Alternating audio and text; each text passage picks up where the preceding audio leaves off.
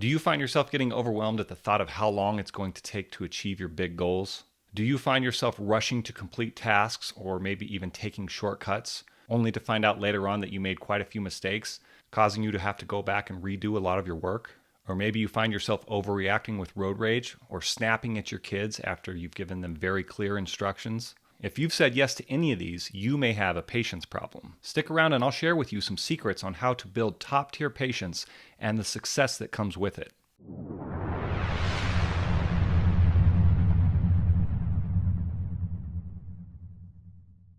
Welcome back, everyone, to another episode of Growth Quest. Today, we're going to talk about patience. Now, patience is one of those things that really can be a true superpower if you learn how to master it. In my younger days, impatience was something that I struggled with quite a bit. I found myself when I was at work, when I was trying to complete a task, I would often take shortcuts and I would make mistakes, or these shortcuts would cost me.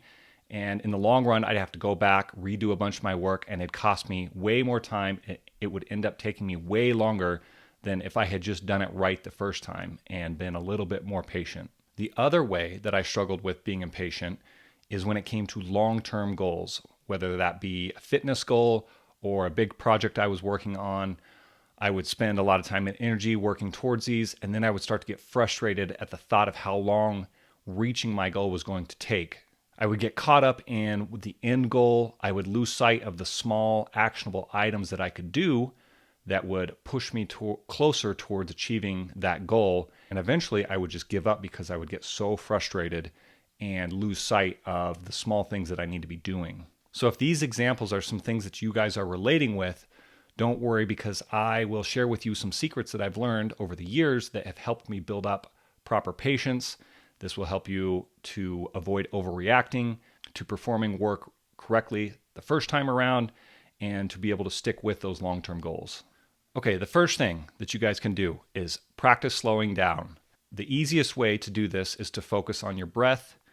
Deep breathing, deep breath work is super, super effective in calming your nervous system and helping you slow down in your thinking. And the second thing you can do when practicing slowing down is to focus on meditation and mindfulness.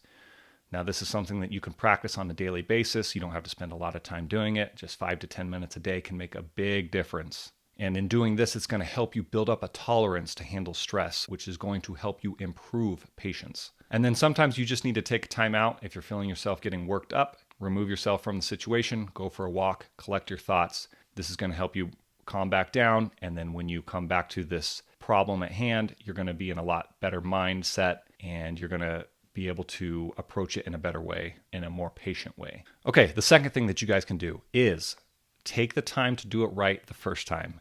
Now, this is something that I've learned the hard way. Like I said earlier, in my younger years, I loved taking shortcuts, and they almost always cost me. In the long run, I'd have to redo my work. It was so frustrating. And slowly over time, I learned that if I just do a little bit extra work, slow down a little bit, do a few more items, don't skip those ones that I think need to be skipped, it's going to save me a ton of work down the road. And ultimately, that's going to save you time. When it comes to shortcuts, especially avoid the shortcuts that are high risk.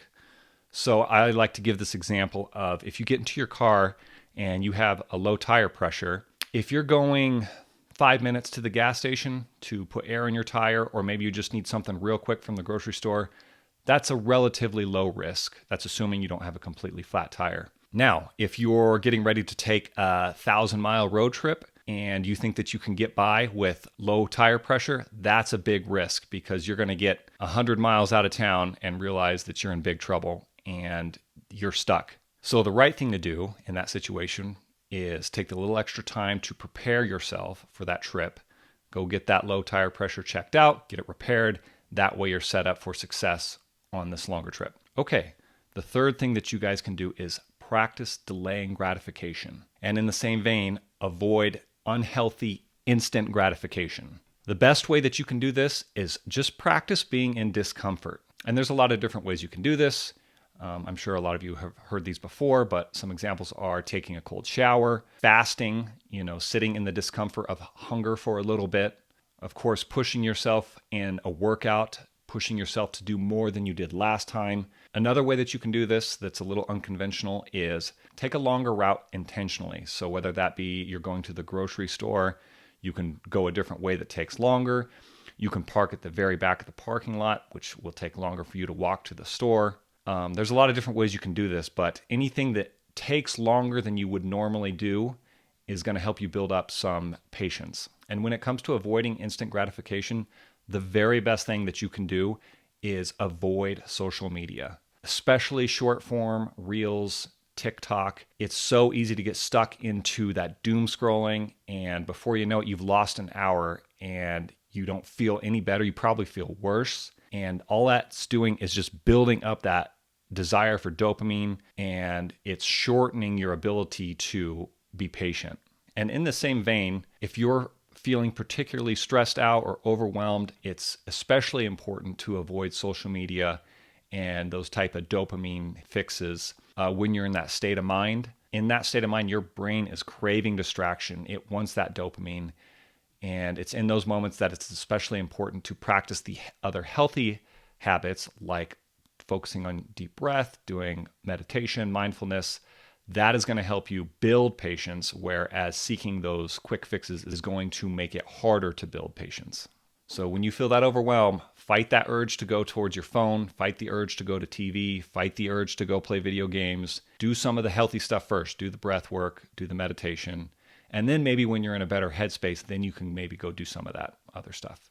Okay, the fourth thing that you all can do is focus on small tasks. Now, this pertains especially to big goals. If you have a big fitness goal, if you have a project that you're working on that's going to take you months or maybe even a year or multiple years, if you get caught up in the end goal and you start to feel overwhelmed and you start to feel like you're never going to get there, you've got to break it down. You've got to shift your focus from the end goal to what is a small, doable task that I can do right now. Now, if you break it down to small, doable tasks, you start to do some of those tasks and you're still feeling overwhelmed, you got to break it down even more. You got to make it the task so small that it's so easy and the thought of it does not overwhelm you at all. And if you start to go down that path, one small task checked off leads to another small task checked off, and those stack up. And before you know it, you have accomplished quite a bit, and that is one step closer to achieving the big goal. So it's really just about shifting focus from the big, scary goal down to small, easy tasks. And the fifth and last thing that you all can do to build up some patience is practice empathy. Now, this is especially important if there is a particular person, let's say a coworker, or maybe your significant other, or maybe it's your children that are testing your patience. The best thing that you can do in these types of scenarios is to take a step back, almost step out of your own mind and try and step into their mind and see where they're coming from. If you can try to see things from that person's perspective, it's very, very easy, or I should say it's much easier to be patient with that individual if you can understand where they're coming from. You don't necessarily have to agree with where they're coming from, but if you can at least understand where they're coming from, then you will be able to respond to that person more appropriately and in a more patient way. As you guys practice these couple tips, you will find that your tolerance for stress and overwhelm is going to increase. And basically what that means is you're going to be more patient over time. You're going to essentially be building up your patience with other people. You're going to be building up patience in small tasks. You're going to be able to endure longer tasks and achieve bigger goals if you just continue to practice these things. As always, I'm very proud of all of you.